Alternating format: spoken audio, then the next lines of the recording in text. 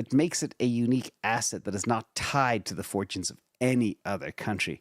And this could provide the US Treasury with a new level of diversification that is simply not possible with traditional reserve assets like foreign currencies or gold or whatever else. This is the game changer. And if I was running a treasury or running a country, I'd do this in a heartbeat like years ago. But sometimes it's hard for governments to do that because they do have their infinite money printer.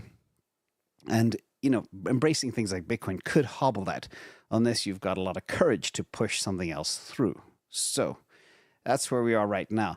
And what I'm going to do is do some calculations as to what would the impact of this be. So shout out as well to Cal Exit the Matrix, who inspired me with this question this morning.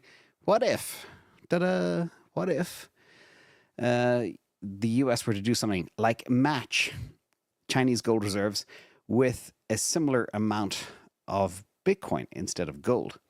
So we broke down some numbers here. And again, bear in mind, everybody, there's a million ways to skin this problem. This is just one example of a treasury asset, which is gold. We'll get back to gold in a minute as well. But what would happen if they put the same ratio of that gold instead in Bitcoin? And how much would the governments need to buy? So, US Bitcoin holdings, they have 215,000. Germany had 50,000, but they sold them all in 3 weeks. That's a separate story. China has 190,000 Bitcoin. Now, 215,000 Bitcoin is only 13.7 billion. That's about what the US sends to the Ukraine every week. Maybe less, I'm not sure. But it's not a lot of money to the US as a country. US gold reserves, about 543.6 billion. Chinese gold reserves, 170 billion.